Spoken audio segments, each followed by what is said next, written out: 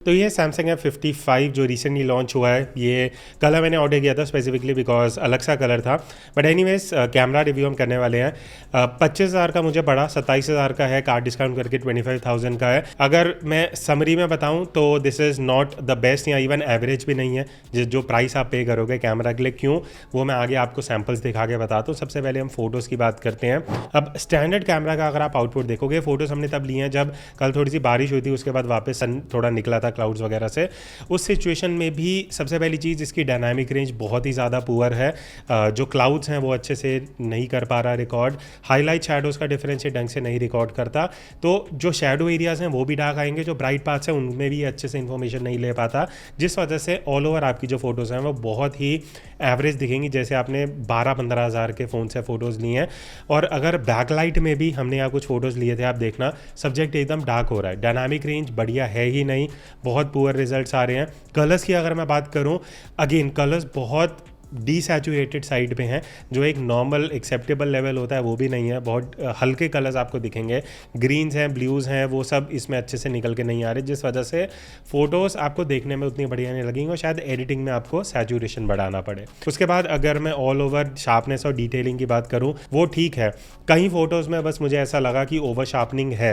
वो आपको भी शायद इन फ़ोटोज़ में मैं दिखा दूंगा जहाँ हाथी हैं और ये सारा स्ट्रक्चर वगैरह आ रहा है, वहाँ पे ओवर शार्पनिंग बहुत सी जगह पे देखने को मिल रही है। तो ऑल ओवर प्राइमरी कैमरा उतना खास नहीं है। स्किन टोन की भी मैं अगर बात करूं, स्किन टोन आप तभी जज कर पाओगे जब स्किन पे अच्छे से एक्सपोजर आएगा। यहाँ मैं आपको कुछ फ़ोटोज़ दिखा दूंगा, स्किन में ना कलर्स अच्छे से आया है ना एक्सपोजर अच्छी आ रही है, जिस वजह से फ़ोटोज़ यूजेबल ही नहीं है।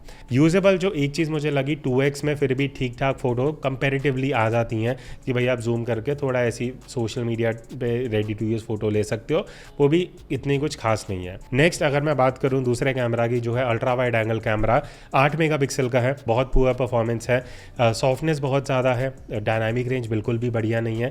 जहाँ शैडोज़ होंगी वो एरिया एकदम डार्क आएंगे, हाईलाइट वाले एरियाज़ में आपको डिटेल देगा ही नहीं, जिस वजह से आपकी फ़ोटोज़ अगेन हाईलाइट शैडोज़ दोनों में डिटेल मिस कर देगी। शार्पनेस, क्लैरिटी, डिटेल मुझे मिसिंग लगी पर्सनली। कलर्स की भी मैं अगर बात करूँ, कलर्स भी हल्के सॉफ्ट साइड पे हैं, आपको उतना बूस्टेड कलर जो एक नॉर्मल बंदा एक्सेप्ट करता है वैसा नहीं मिलेगा। तो ऑल ओवर अल्ट्रा वाइड में भी फ़ोटोज़ कुछ खास नहीं है। बाकी इसमें जो प्राइमरी सेंसर है वो 50 मेगापिक्सल का है, तो उसका बस एक ही बेनिफिट आपको मिल जाता है कि थोड़ा सा अगर आप क्रॉप करते हो या जूम करते हो तो आपके जो फोटो में रेजोल्यूशन है ज़्यादा होने की वजह से थोड़ा ज़्यादा डिटेल मिल जाता है। पोर्ट्रेट मोड की अगर अब मैं बात करूँ, वहाँ पे भी यही सेम चीज़ है। डिटेल सबसे पहले बहुत सॉफ्ट सी कर देता है फ़ोटोज़। एज डिटेक्शन ठीक ठाक है, बट उस एज डिटेक्शन का आप क्या ही करोगे जब रिजल्ट बढ़िया नहीं है। कलर्स बहुत ही कई बार ओवर सैचुरेटेड आ जाते हैं, कभी वार्म साइड पे है, कभी कूल साइड पे है, ना ये वाइट बैलेंस मेंटेन कर पाता है, ना स्किन टोन मेंटेन कर पाता है। तो पोर्ट्रेट मोड भी बहुत ही ज़्यादा पुअर है। अगर आप फोटो लोगे भी तो आपको ऐसा आउटपुट मिलेगा कि आप 12-15 हज़ार के फ़ोन से फ़ोटो खींच रहे हैं। बाकी सेल्फी में एक चीज़ अच्छा है कि आप एक तो इस तरीके से ये नॉर्मल 1x में फोटो ले सकते हो। एक अल्ट्रा वाइड का भी ऑप्शन है यहाँ पे, आपको स्क्रीन रिकॉर्डिंग में दिखा दूंगा। तो ये अल्ट्रा वाइड एंड स्टैंडर्ड, ये दो ऑप्शन मिलते हैं, तो इसमें कुछ सैंपल्स लेते हैं, मैं आपको दिखाता हूँ। सेल्फी की अगर मैं आउटपुट की बात करूँ तो क्वालिटी मेरे को ठीक लगी, फेस पे डिटेल अच्छा है, कलर्स ठीक ले रहा है, थोड़ा डायनामिक रेंज का दिक्कत है, बट अदरवाइज अगर आप कैजुअली सेल्फी लेने वाले हो तो ऐसा कुछ मेजर इशू आपको नहीं आएगा, चाहे वो स्टैंडर्ड हो चाहे वाइड एंगल हो। इवन पोर्ट्रेट मोड में भी आप सेल्फी ले सकते हो, आउटपुट यहाँ पे आपको दिख जाएगा। वहाँ भी एज डिटेक्शन मुझे सही लगी, ऐसा कुछ इशू नहीं है। तो फोटोज़ में अगर मैं लास्ट में लो लाइट की बात करूँ, लो लाइट मुझे कई जगह फ़ोटोज़ ठीक लगी, बट उसके बाद जहाँ हाईलाइट आती है, ये अगेन वो ये हाईलाइट को कंट्रोल नहीं कर पाता, ब्राइट पार्ट्स ओवर एक्सपोज रह जाते हैं। नॉइज़ कंट्रोल अच्छा है, बट हाईलाइट जहाँ पे भी आएगी, जहाँ ब्राइट पार्ट होगा, ये उसको अच्छे से डिटेक्ट करके प्रोसेस नहीं कर पाता। प्रोसेसिंग बहुत पुअर है, जिस वजह से आपकी स्टैंडर्ड फ़ोटोज़ अच्छी नहीं दिखेंगी। 2x पे भी हमने कुछ लो लाइट के सैंपल लिए थे, बट अगेन वहाँ पे भी कुछ इतना खास आउटपुट आया नहीं है। अल्ट्रा वाइड में और पुअर क्वालिटी हो जाती है।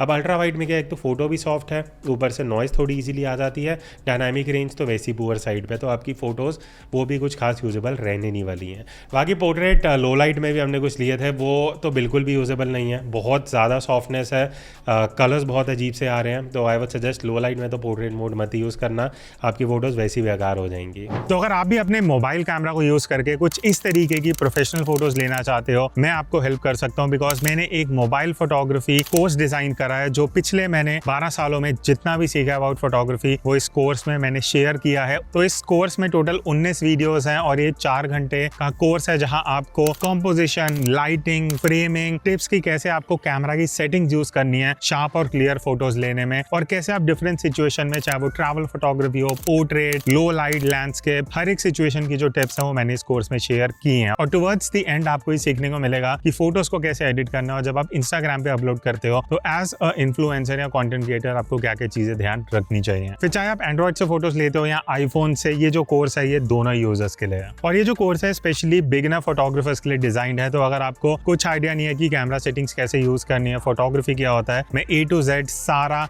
फंडामेंटल्स और टेक्निकल एस्पेक्ट्स क्लियर करने वाला हूँ। सो जॉइन दिस कोर्स और मेरे साथ इस जर्नी में आओ, जहाँ पे मैं आपको फोटोग्राफी के बारे में डिटेल में बताने वाला हूँ कि कैसे आप किसी भी फ़ोन से बढ़िया फोटोज ले सकते हो। एक चीज़ इसमें अच्छा है कि फ्रंट में 4K का ऑप्शन मिल जाता है, जो अगेन इस रेंज में कई फ़ोन्स दे रहे हैं, बट कहीं सिर्फ 1080p दे रहे हैं। बट एक चीज़ अच्छा है 4K में, अगर व्लॉगिंग के लिए देख रहे हो तो आप कर सकते हो। अभी धूप एकदम सामने है तो थोड़ा सा देख लेते हैं कि ये डायनामिक रेंज वगैरह कैसे ले रहा है। अगर सन एकदम पीछे है तो ये कैसे फेस को कितनी प्रायोरिटी दे रहा है। ऑडियो डायरेक्टली इसी से आ रहा है तो आपको वो भी आइडिया लग जाएगा कि डायरेक्ट ऑडियो अगर आप रिकॉर्ड करने वाले हो व्लॉगिंग करते हुए तो कैसा आउटपुट मिलता है। बट अब हम बात करते हैं वीडियो की, बिकॉज शायद जिसके लिए लोग आजकल ज़्यादा फ़ोन खरीद रहे हैं। 25,000 जब आप पे करते हो, वीडियो क्वालिटी मैं तो पर्सनली ऐसे एक्सपेक्ट नहीं करता, इतनी खास नहीं है। आप यहाँ सैंपल देख सकते हो। पहले अगर मैं बात करूँ स्टेबलाइजेशन की, स्टेबलाइजेशन मुझे थोड़ी ठीक लगी इस रेंज के हिसाब से। बट अगर आप हल्का फास्ट चलना शुरू होते हो, आप देखना जिटर जो हल्का सा शेक देखने को मिलेगा ना, वो थोड़ा स्ट्रॉन्ग है। उसके अलावा कुछ भी चीज़ मुझे अच्छी नहीं लगी। डायनामिक रेंज बहुत पुअर साइड पे है। कलर्स इसके बिल्कुल भी कंसिस्टेंट नहीं है। आपको कलर शिफ्ट बहुत ज़्यादा देखने को मिलेगा। वाइट बैलेंस कभी वार्म देगा कभी कूल देगा। हाईलाइट कंट्रोल इसका अच्छा नहीं है। स्काई में जो क्लाउड्स वगैरह रहते हैं ना, 15-20 हज़ार के फ़ोन भी इससे बढ़िया आउटपुट दे देते हैं। तो वीडियो के लिए अगर आप ये फ़ोन देख रहे हो, ये उस यूज़ के लिए नहीं बना है प्राइमरी में स्पेसिफिकली। बट आप 4K में शूट कर सकते हो, वो चीज़ ठीक है। अगर मैं स्टेबलाइजेशन की बात करूँ, इसमें एक मोड है जहाँ पे आप अल्ट्रा स्टेडी में जाते हो, जहाँ पे 1080p में आपकी वीडियो आती है। वो क्वालिटी बहुत पुअर है, वो शायद आप यूज़ भी नहीं करोगे। स्टेबलाइजेशन उसमें ठीक है बट वो यूजेबल आउटपुट नहीं है। अल्ट्रा वाइड एंगल कैमरा की अब बात करते हैं वीडियो की, वहाँ पे भी बहुत सॉफ्ट वीडियो है।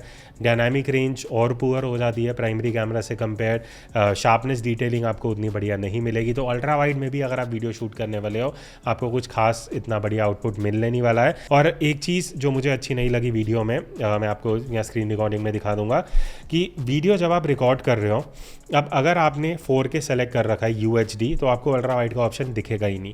आपको पहले फुल HD पे जाना पड़ेगा, तब ही जाके आप अल्ट्रा वाइड एक्सेस कर पाओगे। इसका मतलब ये भी है कि आप 1080p में ही अल्ट्रा वाइड शूट कर सकते हो। 4K में अल्ट्रा वाइड नहीं है, जो कि इस रेंज में आजकल कई फ़ोन्स दे रहे हैं। इसके अलावा अगर मैं लो लाइट की बात करूँ तो लो लाइट में मुझे आउटपुट अच्छा नहीं लगा। बहुत सॉफ्टनेस है वीडियो में, नॉइज़ बहुत ईजिली आ जाता है। मेजर कंसर्न है हाईलाइट कंट्रोल का, जो फोटोज़ में भी था। वीडियो भी अगर आप देखोगे, जहाँ ब्राइट बोर्ड्स हैं या कहीं आप ऐसे भी शूट कर रहे हो जहाँ पे ब्राइट्स भी हैं, शैडोज़ भी हैं, तो ये हाईलाइट को प्रोसेस नहीं कर पा रहा है, जिस वजह से आपकी वो फुटेज यूजेबल ही नहीं रहेगी। तो वीडियोस के लिए ये फ़ोन आप ना ही प्रेफर करो तो बेटर है। बाकी अगर आप मोर में जाते हो, एक चीज़ यहाँ जो मुझे अच्छी लगी कि ये प्रो वीडियो का ऑप्शन दे दिया। प्रो वीडियो में क्या है, आप वीडियो प्रो मोड में शूट कर सकते हो। क्वालिटी अच्छी नहीं आएगी, वो बात अलग है, बट एक फीचर आपको मिल जाता है कि जो आप यूज़ कर सकते हो। तो यहाँ पे आप ISO, shutter speed, focus, white balance, ये सब अपने हिसाब से एडजस्ट कर सकते हो। बाकी फ़ोटोज़ के लिए तो प्रो मोड आपको यहाँ पे मिल ही जाता है। आप मोर पे जाओगे, प्रो मोड पे जाओगे, तो प्रो मोड में आपको ISO चेंज करने को मिल जाएगा, shutter speed, EV, focus, white balance, से सारे ऑप्शंस यहाँ पे हैं। एक चीज़ जो यहाँ पे मिसिंग लगी मुझे, वो है ऑप्शन नहीं है कि आप रॉ या रॉ प्लस JPEG सेलेक्ट कर सको, वो ऑप्शन नहीं मिलती ना। आप 50 मेगापिक्सल में प्रो मोड में फ़ोटो ले सकते हो। उसके अलावा आपको बस ये है कि यहाँ पे कुछ ऑप्शंस मिल जाती हैं जहाँ आप कॉन्ट्रास्ट, हाईलाइट, शैडोज़, ये सब अपने हिसाब से प्रो मोड में एडजस्ट कर सकते हो। इसके अलावा और थोड़े मोड्स हैं, वो मैं अपने दूसरे चैनल में जब इसकी डिटेल्ड कैमरा सेटिंग की वीडियो बनाऊंगा वो आप चेक कर सकते हो। अगर आपको नहीं पता, कुणाल मल्होत्रा 2.0 दूसरा चैनल है, वहाँ पे हम कैमरा सेटिंग वीडियोस डालते हैं। तो ये था सैमसंग F55 का कैमरा टेस्टिंग। इस प्राइस में बिल्कुल भी जस्टिफाई नहीं करता। अगर आप फोटोज़ या वीडियोज़ या दोनों के लिए ले रहे हो, आई वुड सजेस्ट आप इसको स्किप कर सकते हो। सो दैट्स इट। आपको कैसा लगा आउटपुट, आप भी कमेंट में अपने व्यूज़ बता सकते हो। एंड इसका कंपेरिजन अगर आपको चाहिए, किसके साथ चाहिए, वो आप बता देना। So that's it. I will see you in the next video. तब तक take care and keep clicking.